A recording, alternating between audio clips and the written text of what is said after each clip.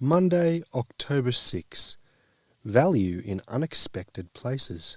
Read Joshua chapter 2, verses 2 to 11, and Hebrews chapter 11, verse 31, and James 2, verse 25. What do these texts tell us about Rahab? Joshua chapter 2, reading from verse 2. And it was told the king of Jericho, saying, Behold, men have come here tonight from the children of Israel to search out the country. So the king of Jericho sent to Rahab, saying, Bring out the men who have come to you, who have entered your house, for they have come to search out all the country. Then the woman took the 2 men and hid them. So she said, Yes, the men came to me, but I did not know where they were from. And it happened, as the gate was being shut, when it was dark, that the men went out. Where the men went, I do not know. Pursue them quickly, for you may overtake them. But she had brought them up to the roof, and hidden them with the stalks of flax, which she had laid in order on the roof. Then the men pursued them by the road to the Jordan, to the fords. And as soon as those who pursued them had gone out, they shut the gate. Now before they lay down, she came up to them on the roof, and said to the men, I know that the Lord has given you the land, that the terror of you has fallen on us, and that all the inhabitants of the land are faint-hearted because of you. For we have heard how the Lord dried up the water of the Red Sea for you when you came out of Egypt, and what you did to the 2 kings of the Amorites, who were on the other side of the Jordan, Sihon and Og, whom you utterly destroyed. And as soon as we heard these things, our hearts melted. Neither did there remain any more courage in anyone because of you, for the Lord your God. He is God in heaven above and on earth beneath. Hebrews 11, verse 31. By faith the harlot Rahab did not perish with those who did not believe, when she had received the spies with peace. James 2, verse 25. Likewise, was not Rahab the harlot also justified by works when she received the messengers and sent them out another way? Central to Rahab's story is the lie told to protect the spies. In considering her lie, we have to realize that she was embedded in a society that was extremely sinful, which finally led to God's decision to judge that society. See Genesis chapter 15, verse 16, Deuteronomy chapter 9, verse 5, and Leviticus chapter 18, verses 25 through to 28. Genesis 15, verse 16 reads, But in the 4th generation they shall return here, for the iniquity of the Amorites is not yet complete. And Deuteronomy 9, verse 5, It is not because of your righteousness or the uprightness of your heart that you go in to possess their land, but because of the wickedness of these nations, that the Lord your God drives them out from before you, and that he may fulfill the word which the Lord swore to your fathers, to Abraham, Isaac, and Jacob. And Leviticus 18, beginning at verse 25. For the land is defiled, therefore I visit the punishment of its iniquity upon it, and the land vomits out its inhabitants. You shall therefore keep my statutes and my judgments, and shall not commit any of these abominations, either any of your own nation, or any stranger who dwells among you. For all these abominations the men of the land have done, who were before you, and thus the land is defiled. Lest the land vomit you out also, when you defile it, as it vomited out the nations that were before you. While it is true that the New Testament commends her faith, a careful analysis of the New Testament references to Rahab's acts reveals that none endorse everything about her, and none validate her lie. Hebrews 11:31 confirms her faith in casting her lot with the spies instead of choosing to hold on to a corrupt culture. James 2, verse 25 commends her offer of lodging to the 2 Israelite spies and for giving them directions on how to return by a safe route. In the middle of a decadent, corrupt culture and Rahab's own sinful lifestyle, God, in his grace, saw a spark of faith through which he could save her. God used what was good in Rahab, which was manifest faith in him and in her choice to belong to his people, but never commended everything she did. God valued Rahab for her exceptional courage, for her brave faith, for being an agent of salvation, and for choosing Israel's God. After seeing what was happening, she declared, "For the Lord your God, he is God in heaven above and on earth beneath," from Joshua chapter 2, verse 11.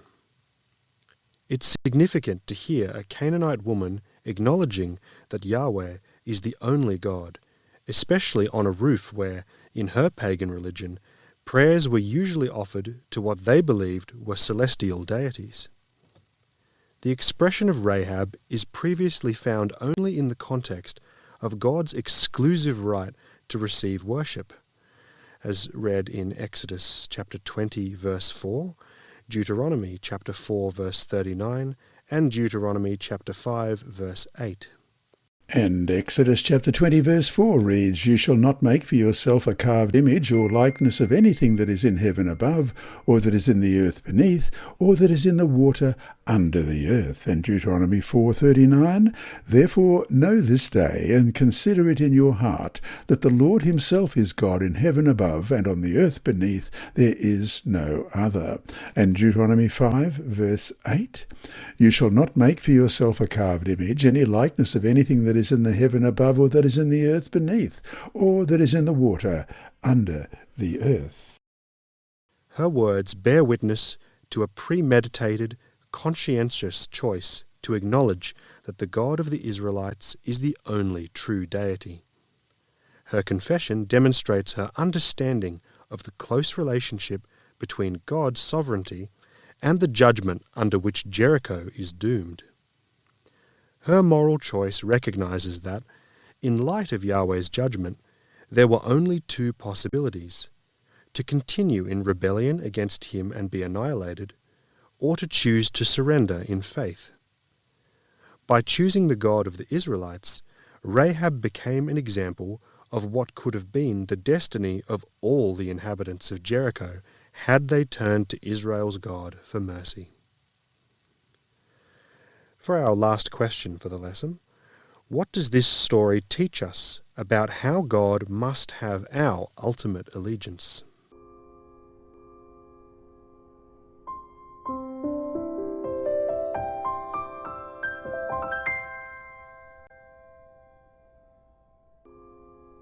Monday, October 6. Value in unexpected places. Christ was the leader of the children of Israel in their wilderness wanderings. Enshrouded in the pillar of cloud by day and the pillar of fire by night, he led and guided them. He preserved them from the perils of the wilderness. He brought them into the land of promise, and in the sight of all the nations that acknowledged not God, he established Israel as his own chosen possession, the Lord's vineyard. To this people were committed the oracles of God. They were hedged about by the precepts of his law, the everlasting principles of truth, justice, and purity. Obedience to these principles was to be their protection, for it would save them from destroying themselves by sinful practices. And as the tower in the vineyard, God placed in the midst of the land his holy temple. Christ was their instructor. As he had been with them in the wilderness, so he was still to be their teacher and guide. In the tabernacle and the temple, his glory dwelt in the holy Shekinah above the mercy seat. In their behalf, he constantly manifested the riches of his love and patience. God desired to make of his people Israel a praise and a glory. Every spiritual advantage was given them. God withheld from them nothing favorable to the formation of character that would make them representatives of himself. Through disobedience to God, Adam and Eve had lost Eden, and because of sin, the whole earth was cursed. But if God's people followed his instruction, their land would be restored to fertility and beauty. God himself gave them directions in regard to the culture of the soil, and they were to cooperate with him in its restoration. Thus, the whole land, under God's control, would become an object lesson of spiritual truth. As in obedience to his natural laws the earth should produce its treasures, so in obedience to his moral law the hearts of the people were to reflect the attributes of his character. Even the heathen would recognize the superiority of those who served and worshiped the living God. The children of Israel were to occupy all the territory which God appointed them. Those nations that rejected the worship and service of the true God were to be dispossessed. But it was God's purpose that by the revelation of his character through Israel, men should be drawn unto him. To all the world the gospel invitation was to be given. Through the teaching of the sacrificial service, Christ was to be uplifted before the nations, and all who would look unto him should live. All who, like Rahab the Canaanite and Ruth the Moabitess, turned from idolatry to the worship of the true God, were to unite themselves with his chosen people. As the numbers of Israel increased, they were to enlarge their borders until their kingdom should embrace the world. God desired to bring all peoples under his merciful rule. He desired that the earth should be filled with joy and peace. He created man for happiness, and he longs to fill human hearts with the peace of heaven. He desires that the families below shall be a symbol of the great family above. Christ's Object Lessons, pages 289 and 290.